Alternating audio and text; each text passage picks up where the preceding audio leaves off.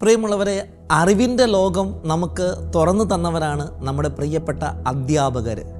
നമ്മളിപ്പോൾ എന്തായിരിക്കുന്നോ അതിന് നമുക്ക് നമ്മുടെ അധ്യാപകരോട് ഒരുപാട് കടപ്പാടുണ്ട്. അവരുടെ ജോലിയാണത്. പക്ഷേ എങ്കിൽ കൂടി വിശ്വസ്തയോടും സ്നേഹത്തോടും വാത്സല്യത്തോടും കൂടെ അവരാ ജോലി ചെയ്തതിൻ്റെ ഫലമായിട്ട് നമ്മളൊക്കെ ഒരുപാട് നന്മയുള്ളവരായിട്ട് മാറി എന്നുള്ളതാണ്.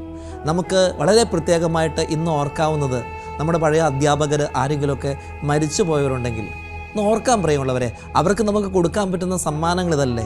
മരണപ്പെട്ടു പോയ നമ്മുടെ അധ്യാപകർ, അവരുടെ ആത്മാക്കൾക്ക് നിത്യാശ്വാസം നൽകണമേ. അവരവരുടെ കുടുംബവും ജീവിതവും ഒക്കെ ആയിട്ട് ഈ ലോകത്തിൽ കടന്നുപോയി അവരുടെ കുറവുകളും അവരുടെ പാപങ്ങളും എല്ലാം ക്ഷമിച്ച് ദൈവമേ, മാലാഖമാരോടൊപ്പം ഒരു ജീവിതം അവർക്ക് പ്രദാനം ചെയ്യണമേ. നമുക്ക് ആഗ്രഹിക്കാം. വളരെ പ്രത്യേകമായിട്ട് മരിച്ചുപോയ എല്ലാ അധ്യാപകരെയും നമുക്ക് ഓർക്കാം. മരിച്ച വിശ്വാസികളുടെ ആത്മാക്കൾക്ക് തമ്പുരാന്റെ മനോഗുണത്താൽ മോക്ഷത്തിൽ ചേരുവാൻ ഇടയാകട്ടെ.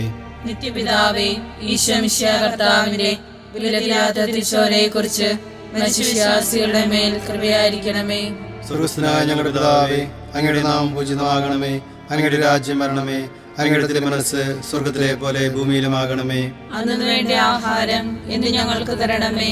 ഞങ്ങളോട് തെറ്റ് ചെയ്യുന്നവരോട് ഞങ്ങൾ ക്ഷമിക്കുന്നത് പോലെ ഞങ്ങളുടെ തെറ്റുകൾ ഞങ്ങളോട് ക്ഷമിക്കണമേ. ഞങ്ങളെ പ്രലോഭനത്തിൽ ഉൾപ്പെടുത്തരുതേ, തിന്മയിൽ നിന്ന് ഞങ്ങളെ രക്ഷിക്കണമേ.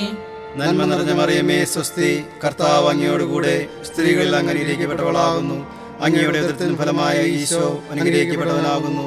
പരിശുദ്ധ മറിയമേ, തമ്പുരാന്റെ അമ്മേ, പാപികളായ ഞങ്ങൾക്ക് വേണ്ടി ഇപ്പോഴും ഞങ്ങളുടെ മരണസമയത്തും തമ്പുരാനോട് അപേക്ഷിക്കണമേ. ആമേൻ. പിതാവിനും പുത്രനും പരിശുദ്ധാത്മാവിനും സ്തുതി. ആദിയിലെ പോലെ ഇപ്പോഴും എപ്പോഴും എന്നേക്കും. ആമേൻ.